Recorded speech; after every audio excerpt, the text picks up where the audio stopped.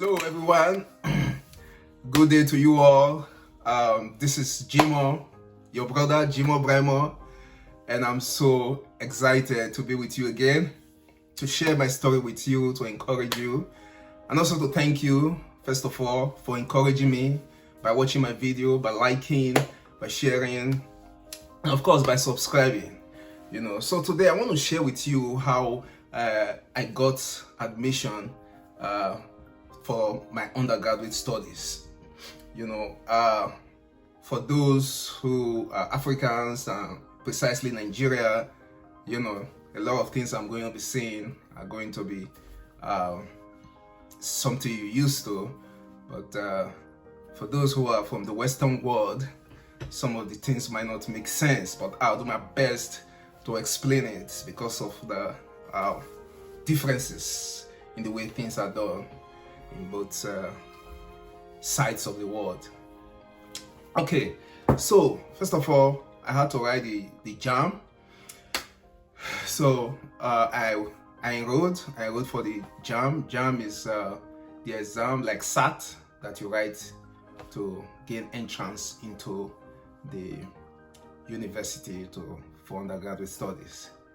So before I registered for the exam, and when I registered for the exam, it was on Thursday, and the exam is usually written on the Saturday.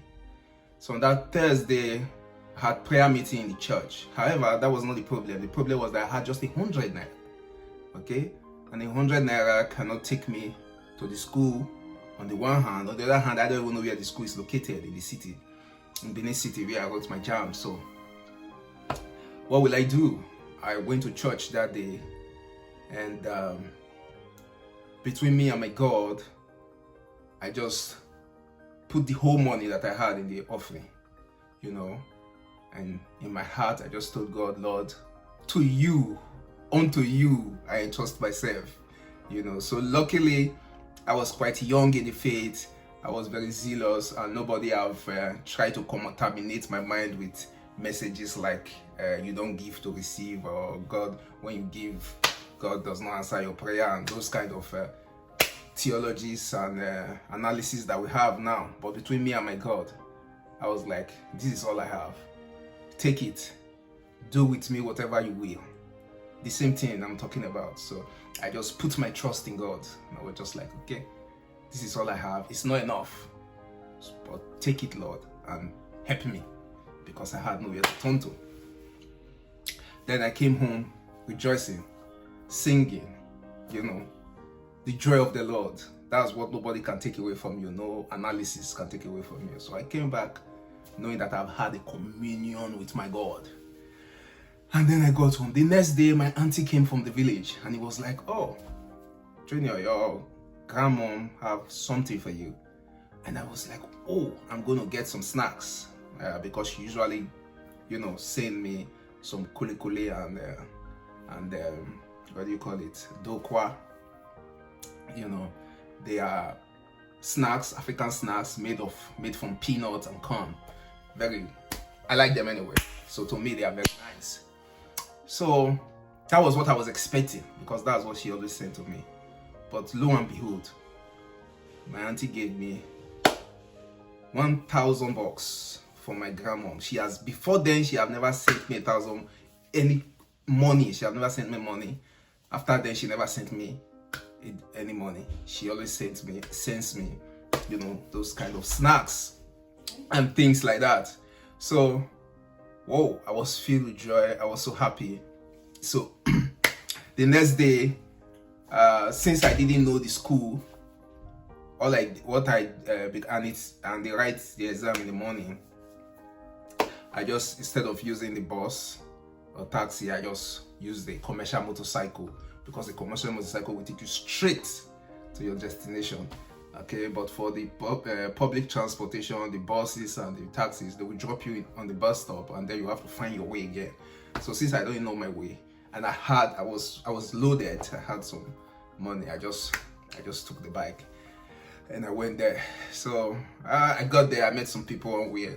I was discussing scriptures, discussing the Bible with them, and it was quite flowing. But when the exam started, they were all trying to cheat and all this kind of thing, and I was discouraged. Well, that's not the reason why I'm discussing this today. This discussion today is about how I got admission. So at the end of the day, my result came out and I passed, and now it was time for admission. So well, there is a cutoff. Every school puts their cutoff, and when you cannot get to that cutoff, you can't make it to the first batch. So you have to wait for second and third batch. However, the second and third batch is not merit based, so only the first batch is merit based.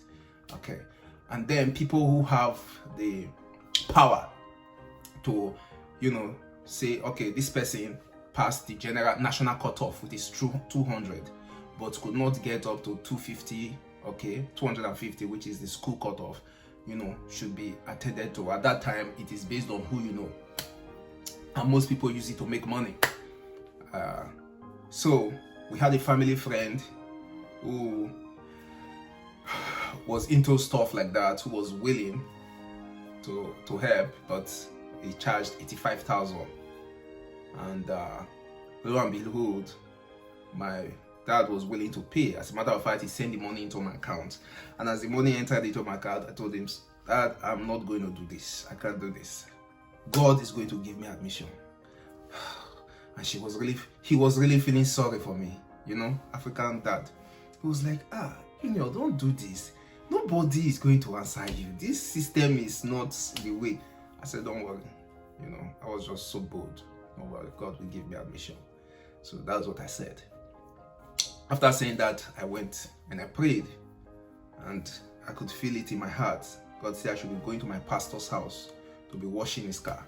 Now, my pastor had a car even before coming to the city, so he knows how he washes his car, But every morning I wake up, I go there, and I'll just knock on the gate, say, I want to take care of your car, So that's how I kept going, washing the car. That was when I knew that if you wash a car too much, it affects the paint. But it was too late. They were talking to themselves. They were begging me to slow down. I was like, no, this is what God sent me and I must do it. So I kept going until one day I just felt it in my heart that it's enough. Stay at home. I was still trying to struggle to go, but I didn't have my peace. So I knew that, okay, I was already halfway to my pastor's house when I knew, okay, for me to be losing my peace, God must be, the one asking me not to go. So I turned back and I went back home. And then, when it was now time for the admission, God worked. How did God do it? So my assistant pastor also works in the school and knows somebody in the faculty of arts who knows the person in charge actually. So he was like, hey, did you write jam? I say yes. Did you pass? I say yes. Okay, I know somebody I can give your name to, but the request is that you must bring the slip, your result slip from jam, and that slip is very difficult to get, So I didn't receive that. They didn't post it to me at home. So another miracle, the way God helped me out. So you have to go to the center, the jam center, to look for it. And when you get there, again, those people who will help you to look for it will ask you for money. But when I got there, the place was rowdy. As I was standing, somebody just walked to me and was like, "You're looking for your result?" I said, "Yes." "What's your name?" I told the person, because they will look for it based on your surname, the first letter of your name. And he went in, and it wasn't up to a couple of minutes. He was back, and he was like, "This is your result." The original.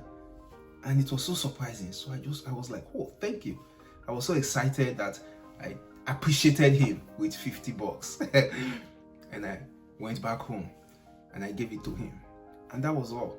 The next thing, I got the admission and everything. And I called my dad.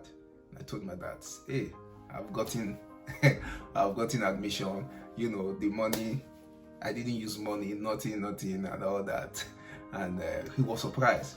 So I told him I wanted to use the money to go to the church and sow seed and all that. And he was like, hey, wait. When you start working, give all your money to church. But that money, don't touch it. I will tell you what to do with it. And he told me what to do with it. I distributed it.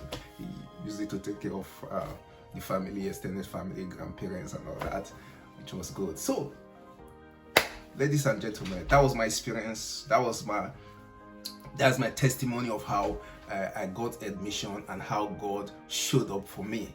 So why am I telling you this story? I'm telling you this story because God still answer prayers. You know, when you walk with God, you depend on God, you trust on God. He has a way of working things out in his own way. He works in mysterious ways, and you can never tell where he's going to come from. I wasn't expecting the pastor to ask me. I didn't know he had such connection, you know. But simple obedience is better than sacrifice, you know. So simple obedience to the instruction I received from God, gave me the testimony that I had in writing the JAM, you know, in getting the admission and every other thing, you know.